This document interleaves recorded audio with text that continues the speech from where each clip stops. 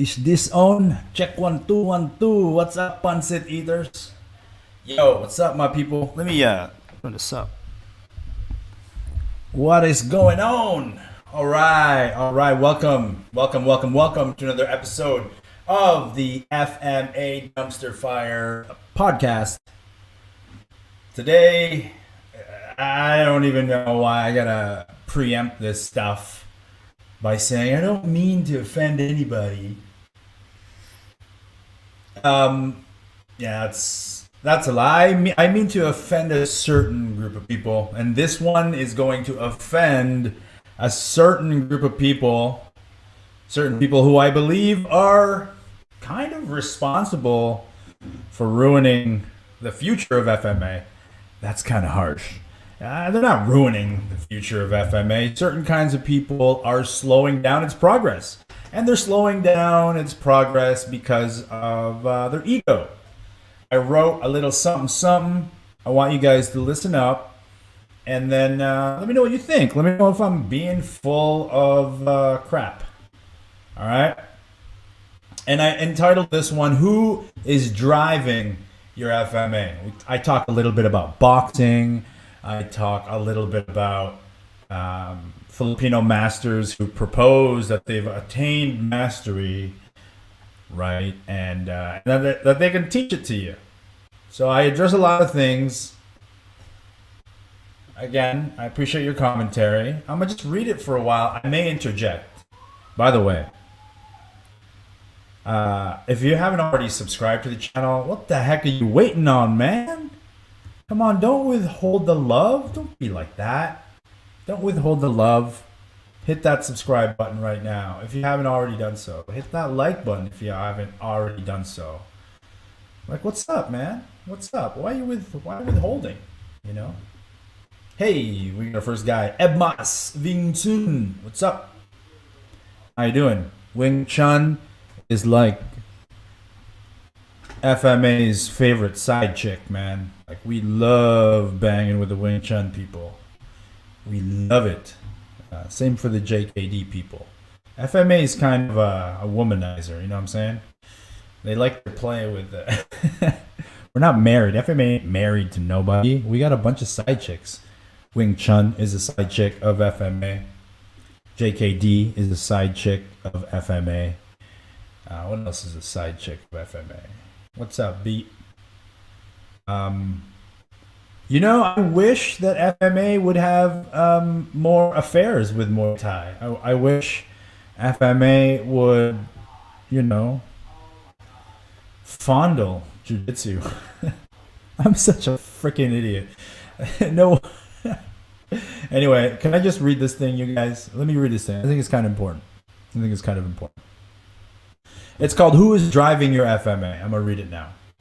Watching good boxers hit a heavy bag is beautiful, especially when they're in the practice of moving around, finding their moment, and launching multiple strikes.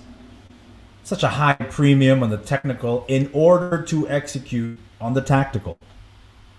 Alignment, balance, structure. It must all come together or the strike is rendered more or less useless. And the sport of boxing is supremely demanding. The rules, the environment, and objectives are standardized. There are no what ifs in boxing. Okay? Think about that. There are no what ifs in boxing. Now, this allows for the practice to be supremely focused, and the result is that no one is better at punching and moving than a boxer. No one. Boxers are king of punching and moving. Now, in the bladed arts, while there is definitely a premium on alignment, balance, and structure, the presence of that force multiplier that extends from the human mechanic allows for a greater margin of error.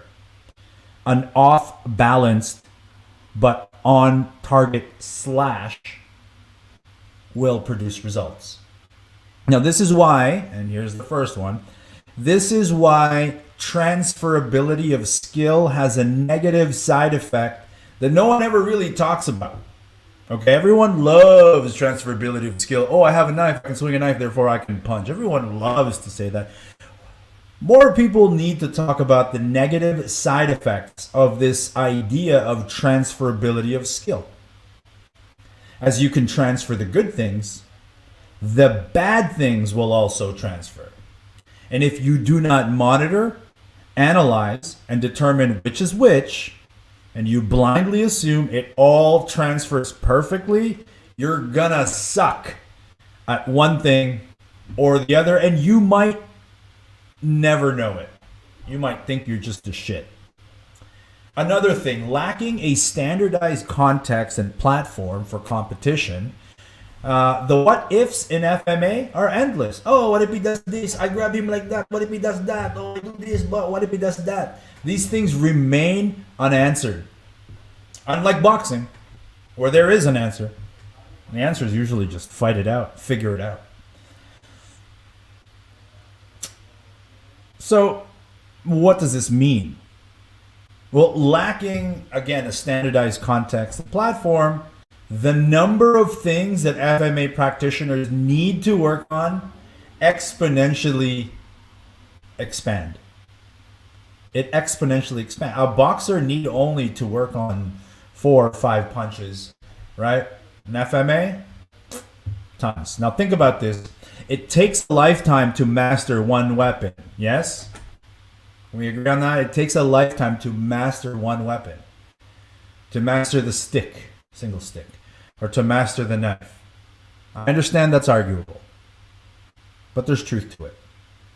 And yet, we have people in FMA who are certain that they have achieved mastery not only with empty-handed striking, not only with grappling or dumog, but also with multiple weapon systems and multiple combinations of those weapon systems.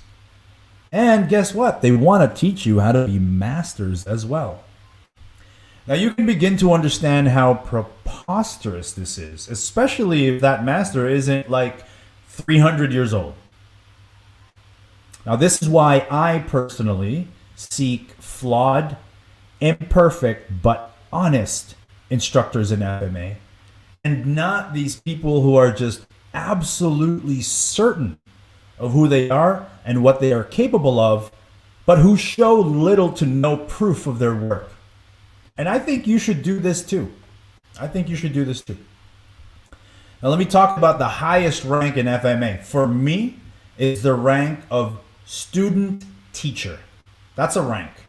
And that's a rank that a lot of people are going to want to claim. Oh, I am a part-time teacher, full-time student. And then you ask, okay, well, when was the last time you actually took a class from someone else?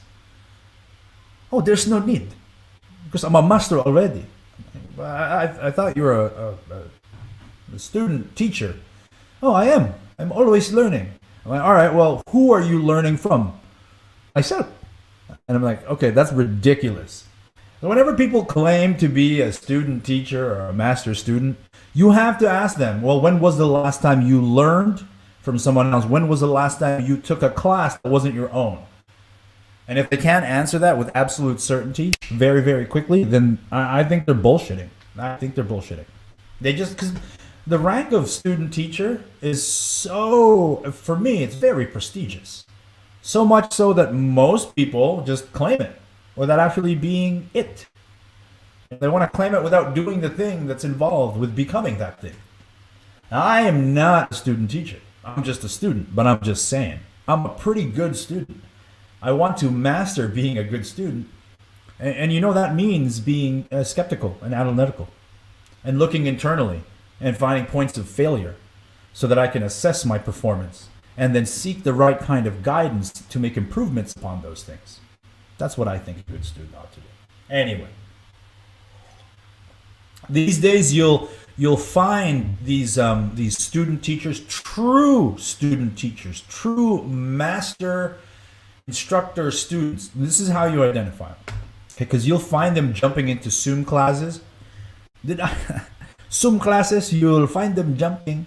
Anyway, you'll find these people in Zoom classes from other instructors that they could potentially even outrank. you'll find them asking sincere questions in these classes, not the loaded ones that are designed to, not to acquire knowledge, but to create opportunities to peddle their own. You guys know what I'm talking about? Some people will ask a question in a class, not so that they can learn something new, but so that they get an opportunity to share what they know. Oh, yeah, hey, what would happen if I did this? And, the instructor would say, well, this could happen. And then the guy would be like, well, what about, I think this is better. Shut up. Stop interrupting the class. Jesus. Anyway. How else do we identify true student teachers? Well, you'll find them sparring. You'll find them showing their flaws. And here's another thing. You'll hear master students say things like, I don't know the answer to that, but let me find out for you. It has become increasingly easy for me to spot their counterpart. The snake oil salesman in FMA, the deceptive, manipulative narcissist who drains your spirit, veiled in some kind of concern for your well-being. They drag you in for the long, lonely ride. And I know deep down, you might be in the back seat, massaging your doubts so they become less intense. And it continues to allow you to forfeit control of the steering wheel that has been stripped from you. You are in charge of your FMA. No master knows you better than you know yourself, no matter what they say. You know you better than anyone else. You are your own greatest teacher. If you find the right guides, you will come to this realization. If you find the right mentors in FMA, you will come to this realization. Now, the thing about boxing, you guys, is that eventually you step in the ring and your coach stays outside of it. This is really important. The sport of boxing puts the steering wheel into the hands of the boxer, and that boxer must take all the driving lessons and then drive. And the results are evident, good or bad. Failures identified, successes identified, and you take all of that knowledge and data information into the next training sessions. In FMA, you need to drive. You need to experience the road. You need control of that wheel. So if you belong to an FMA system that does not spar, bro, you are trapped into this perpetual loop, this hamster wheel that goes nowhere. The steering wheel will always be at the hands of your guru, your master, whoever. If you belong to an FMA system that does not incorporate sparring, bro, you're fucked. You're fucked. I swear to God, it's true. It's true. There's one FMA system out there that shall remain nameless that all they do is like distance sparring because they want to remain combative. And how ridiculous is that? They make no contact because they respect that the stick is supposed to be a blade. That is ridiculous. That is absolutely ridiculous. And this system has like practitioners that appear to be well-rounded people just trapped within this hamster wheel that goes nowhere. If you want to message me, I can tell you what that system is. Some of you already know. So here's my message. Despite people's criticisms of the way in which I express my message is good. It's good. And while I'm not an expert, I'm not a master, and by some accounts I'm too inexperienced to share anything of value, really, so take all of this with a grain of salt. It isn't hard to tell, though, who's in control of my steering wheel, is it? It's not hard to tell. I'm in control of my steering wheel. And yeah, I get into the odd fender bender and my rims are scratched up from parking too close to the curb. But I know how to drive, and it did not take me long. Now, I'm not an expert at driving. No way. No way. But by driving, I learned how to drive better. And I know how to find driving instructors that fit my driving style. That is my message for today. Yo, yo, yo. Thank you guys very much for listening to this. If you find yourself caught up in that hamster wheel, get out. My name is GN. Thank you very much for watching the FMA Dumpster Fire podcast.